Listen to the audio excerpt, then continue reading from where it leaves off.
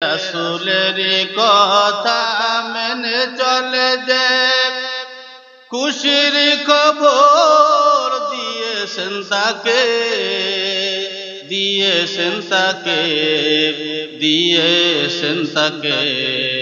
মন কাঁদে গো ও নবীজি, হাদিসে তোমার কথা শুনে। মন কাঁদে গো ও নবীজি, হাদিসে তোমার কথা শুনে। নবীজির দিন মানা নেই অপরাধ, তাই নিয়ে গো কেন প্রতিবাদ। নবীজির দিন মানা নেই অপরাধ, তাই নিয়ে গো কেন প্রতিবাদ, কেন প্রতিবাদ, কেন প্রতিবাদ। মন কাঁদে গো ও নবীজি, হাদিসে তোমার কথা শুনে। মন কাঁদে গো ও নবীজি, হাদিসে তোমার কথা শুনে।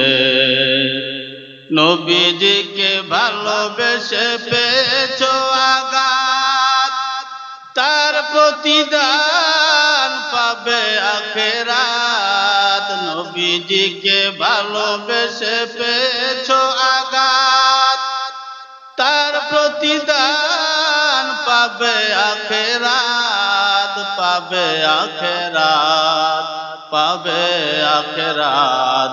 মন কাঁদে গো ও নবীজি, হাদিসে তোমার কথা শুনে।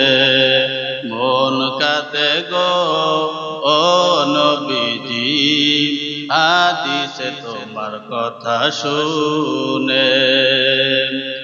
দিনের খাতিরে যারা হয়েছ দুঃখী,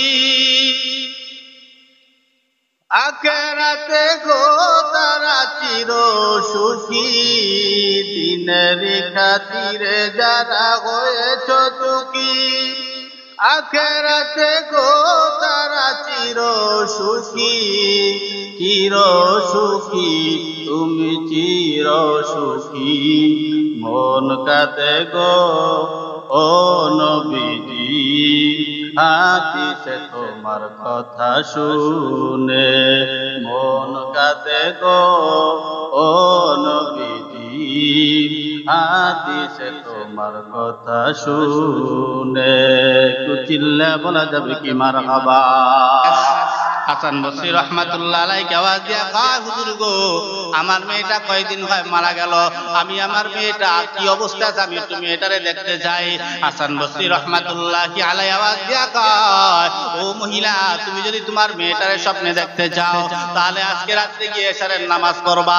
এশারের নামাজের পরে 4 রাকাত নামাজ পড়বা। এই 4 রাকাত নামাজে সূরা ফাতিহার পরে সূরা তাকাসুর মিলাইয়া মিলাইয়া পড়বা। মানে 4 রাকাতে সূরা তাকাসুর মিলাবা। তাকাসুর বলতে আলহাকুমুত তাকাসুর হাত্তা যুরতুমুল মাকাবির, এই একটা সূরা আছে আপনারা জানেন।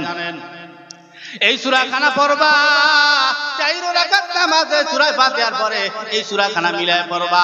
এরপরে বিছানায় ঘুমাইতে যাবা। যতক্ষণ পর্যন্ত ঘুম না আসবে ততক্ষণ পর্যন্ত নবীর উপরে দরুদ শরীফ পড়তেই থাকবা। দরুদ পড়তে পড়তে ঘুমায় যাবা। মহিলা দরুদ পড়তে পড়তে ঘুমায় গেল।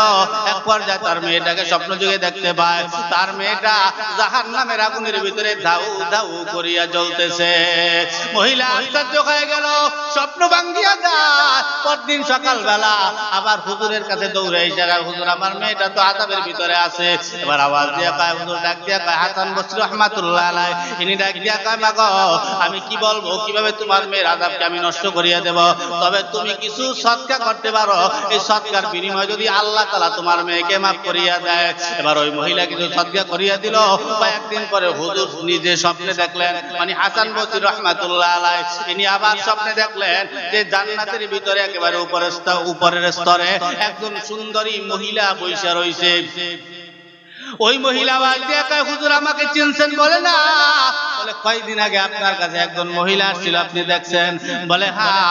বলে ওই মহিলাকে তো আমি শিখিয়ে দিয়েছিলাম। বলে আমি হইলাম ওই মহিলার মেয়ে। বলে ওই মহিলা তো বলছিল তুমি নাকি জাহান্নামের আযাবের ভিতরে আছো, তাহলে তুমি কেমনে জান্নাতের ভিতরে? বলে হুজুর আমার মায়ের কথা মিথ্যা নয়, আমার মায়ের কথা সত্য, আমার মা যা বলছে তাই সঠিক আছে, কিন্তু আমার মা না পতিত এক লোক এই কবরের পাশ দিয়া যাওয়ার সময় মাত্র একবার আল্লাহর নবীর উপরে দরুদ শরীফ পড়িয়া আমাদের এই কবরবাসীর রূহের মাগফিরাতের উপরে সুপর্দ করিয়া দিয়েছে, বকশিশ করিয়া দিয়েছে।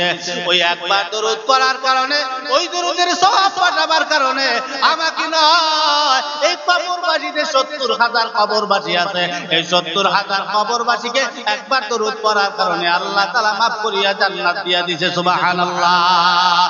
জান্নাত জাহান্নাম মামুর বাড়ি না, কালার বাড়ি না, তুমি গেলেই তোমারে ভালো ভালো জিনিস খাবে এরকম না। ও মুসলমান, শুইনা লাও, জাহান্নাম শুধু মামুর বাড়ি, কালার বাড়ি না।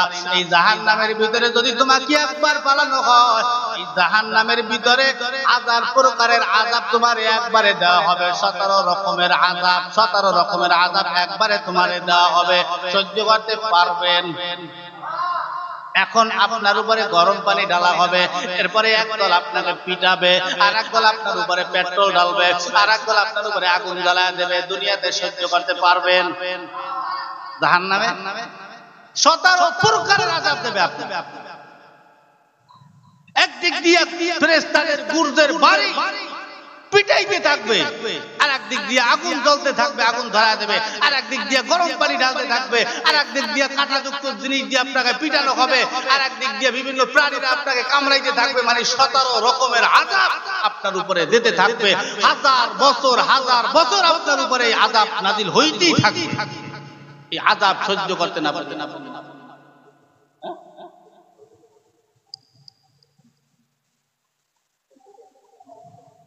ওদিকে আযান হয় নাকি?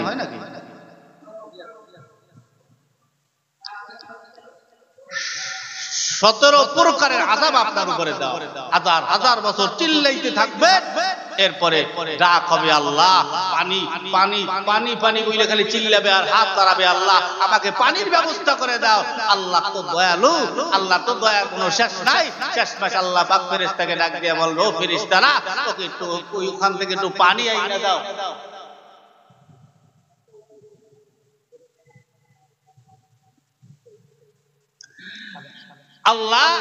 আল্লাহ দয়ালু তো, এই কারণে আল্লাহ কা ফেরেশতারা ওই জাহান্নাম ওই ওখান থেকে কিছু গরম পানি, রক্ত পুঁজ গলিত পানিগুলা, গরম পানি, ওই গরম পানিগুলা জাহান্নাম থেকে বালতি বইরা দেখ বইরা ফেরেশতারা নিয়ে আইসা আপনাকে খাওয়াবে। বলে হাদিস শরীফের ভিতরে বলে, ওই জাহান্নাম থেকে যখন গরম পানিটা আপনার জন্য নিয়ে আসা হবে, কয়েক মাইল দূর থেকে আপনার ওই গরম পানির তাপ আপনার কলিজা পর্যন্ত গিয়া লাগবে, কলিজা পর্যন্ত গিয়া লাগবে। ও বাজার, কিসের দুনিয়া আছেন? কি দুনিয়া নিয়ামত তো আছেন? পারবেন সহ্য করতে? মরতে হবে, যাইতে হবে, এতটুকু চিন্তা মাথায় রাখতে হবে। তারপরে আল্লাহর কাজগুলা করতে হবে, মনোযোগী বসাইতে হবে। সারা দিন দুনিয়া লয়ে দৌড়াইলে হবে না। কেউ একটা নেক দিয়ে আপনাকে জিজ্ঞাসা করবে। বলে ওই পানি ১ মাইল ২ মাইল ৫ মাইল দূরের থেকে ওই পানির গরম পানির তাপ, ওই তাপে আপনার কলিজা পুইরা সারকার হয়ে যাবে।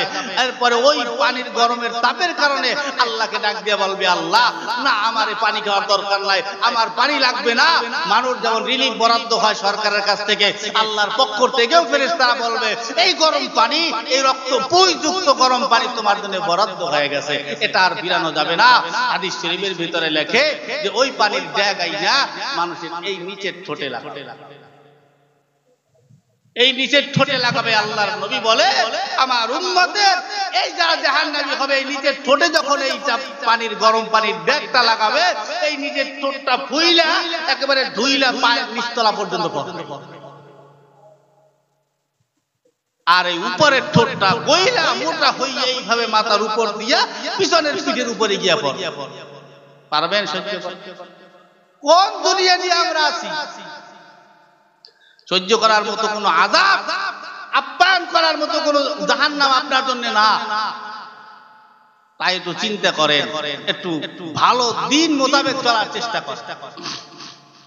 আল্লাহর নবীর উপরে এই দরুদগুলা পড়লে কাল কিয়ামতের ময়দানে আল্লাহর নবী মিজানে দৌড়াবে, পুলসিরাতে দৌড়াবে, এখানে দৌড়াবে, বিভিন্ন জায়গায় আল্লাহর নবী দৌড়ায়। শেষমেশ দেখে যদি উম্মতকে না বাঁচাইতে পারে, তখন আল্লাহর নবী বলবেন, আমার উম্মতের আমার উপরে কে কতবার দরুদ পড়ছে, ওই দরুদের সওয়াবগুলোর মাধ্যমে বিনিময় আল্লাহ পাক ওই উম্মতদেরকে মাফ করিয়ে দেন। দিনে রাত্রে শুয়ে শুয়ে অন্তত 10 বার, অন্তত 20 বার, 100 বার দরুদ শরীফ পড়তে তো সময় লাগে না। পরে সমস্যা কি? নামাজ পড়া শেষ, দুনিয়ার কেউ আপনার পাশে নাই, আপনি সিজদায় পড়িয়া 3 বার দরুদ শরীফ পড়িয়া আপনি সিজদায় গিয়ে একটু কিছু দোয়া পড়েন, আল্লাহর কাছে একটু কান্নাকাটি করেন, আল্লাহ পাক দেখবেন সব কিছুর ব্যবস্থা। তাই কিসের মাধ্যমে আমরা জান্নাত পাবো? এভাবে আমাদের জীবন চললে এর মাধ্যমে আমরা কিন্তু জান্নাত পাবো না। এই লোক নবীর নামের উপরে চুম্বন দিয়ে চুমা দিয়া এই লোক জান্নাত পেয়ে গেল। এই মহিলা এক লোক, অতীত এক লোক দুরূদ পড়ছে, একবারেতে 70,000 মানুষের গুনাহ আল্লাহ মাফ করে জান্নাতি বানায় দিয়েছে, শুধু একবার পড়তে। তাহলে চিন্তা করেন, একবারে দরুদটা পড়ছে, দরুদের মহব্বতটা কি ছিল ভিতরে। আর আপনি আর আমি তো দরুদ পড়ি, কি দরুদটা ঠিক ঠিকানা নাই। এই দরুদ শরীফ যদি আপনার বাবার কবরের পাশে, আপনার মায়ের কবরের পাশে শুক্রবার দিন জুমার নামাজ পড়া বাবার কবরের পাশে দাঁড়াইয়া আপনার ছেলে যদি একটু দরুদ শরীফ পড়েন, বলেন তো আল্লাহ পাক এই সব দিলে তার কবর আযাব মাফ করবে কি করবে না? একটু যাইয়া দাঁড়াইতে অসুবিধা কোথায়? আপনি দাঁড়াবেন আপনার বাবার কবরের পাশে, আপনার ছেলে আপনার কবরের পাশে দাঁড়াবে। এজন্য বেশি বেশি করিয়া আল্লাহর নবীর উপরে দরুদ পড়ব তো ইনশাআল্লাহ। রাতে শুয়ে শুয়ে পড়বেন। রাজি আছেন সবাই? অন্তত কমপক্ষে 10 বার পড়বেন। কয়বার? 10 বার। কোন সাধনে পাইব তোমায় গো নবীজি, কোন সাধনে পাইব তোমায়, কোন সাধনে পাইব তোমায় গো নবীজি, কোন সাধনে পাইব তোমায়। নবী মাতৃ গর্ভে আসিয়া পিতা হারা হইয়া,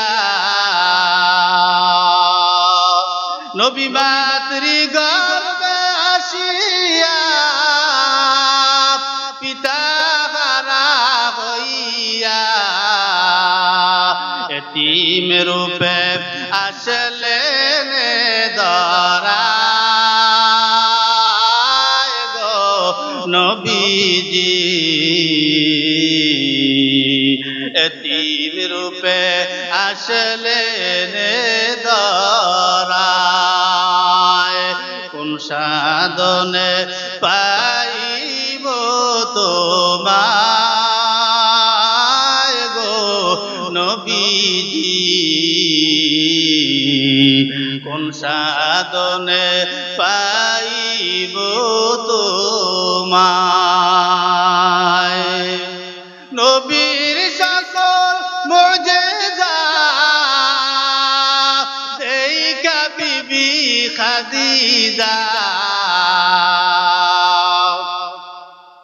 নবীর সকল মুজিজা দেইখা বিবি খাদিজা,